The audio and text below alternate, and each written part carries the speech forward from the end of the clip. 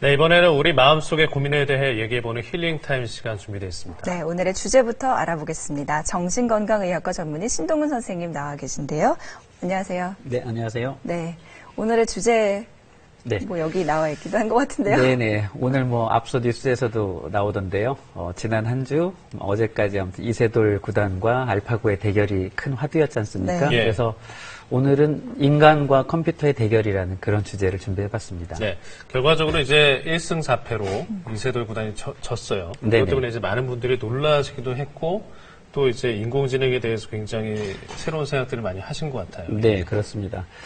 좀 어떤 씁쓸함 같은 게 우리에게 남아있는데요. 그것은 이세돌 개인의 어떤 패배라기보다는 인간이 컴퓨터에게 이제 패배하는 시대가 오는 것이 아니냐 하는 어떤 상징적인 그런 사건이었다고 생각을 할 수 있습니다.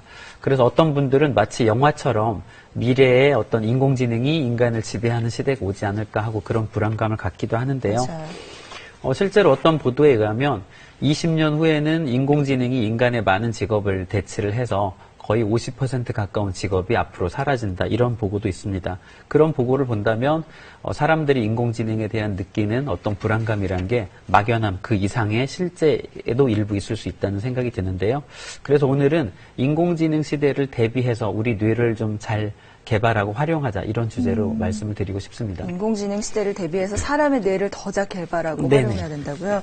근데 사실 아무리 인간이 뇌를 잘 활용한다고 해도 이번처럼 그렇게 인류 대표라는 사람이 네. 컴퓨터한테 지는 것처럼 추월을 당하는 일이 생기잖아요. 네네.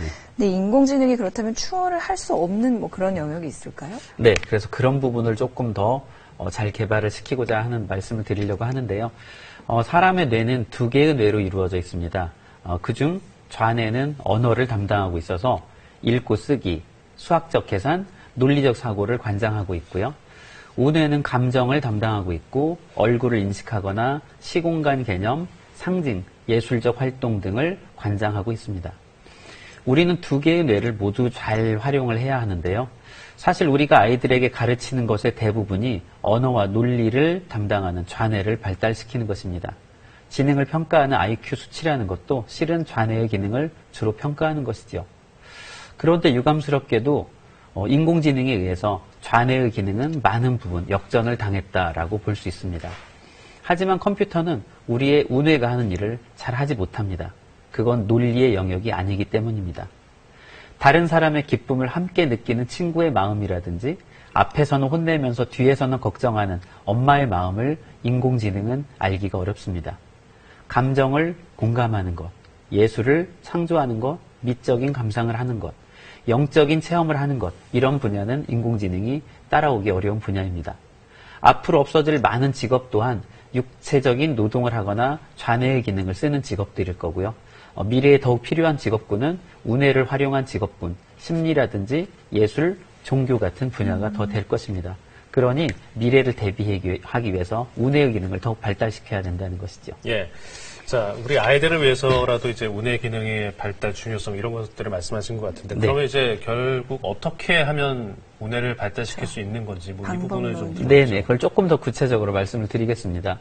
어려서부터 공감하는 능력을 키워줘야 합니다. 아이에게 따뜻하게 대하고 대화를 많이 나누면 공감하는 그런 아이가 될 것입니다. 친구들과 노는 시간을 많이 갖도록 해주세요. 또래 관계 경험이 공감의 필수이기 때문입니다. 다툼이 있을 때에는 입장을 바꿔서 생각하는 훈련을 하도록 도와줘야 합니다. 또한 부모가 자식에게 부모의 감정을 자주 표현하기 바랍니다. 넌 왜 이렇게 공부를 안 하니? 이렇게 말하는 것보다는 네가 공부를 안 하니까 엄마가 마음이 아프구나 라고 말을 하는 것이 아이의 공감 능력을 더 키워주는 말입니다.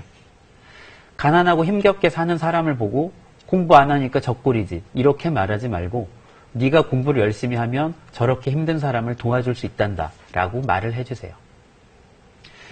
예술과 놀이를 가까이 하도록 도와줘야 합니다.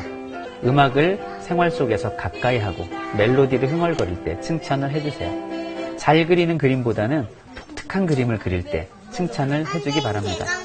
아이와 함께 노는 시간을 많이 갖고 세상에 없는 다양한 놀이를 시도하고 함께 만들어 보세요. 남다른 독특한 시도가 바로 창의성의 근본이고 예술적인 사람이 되도록 할 것입니다. 독서는 많은 경험을 하게 도와줍니다. 동화와 소설은 아이들의 상상력을 북돋아줍니다. 만화는 시공간 개념과 상상력을 도와줘서 우뇌를 더욱 자극시켜줍니다.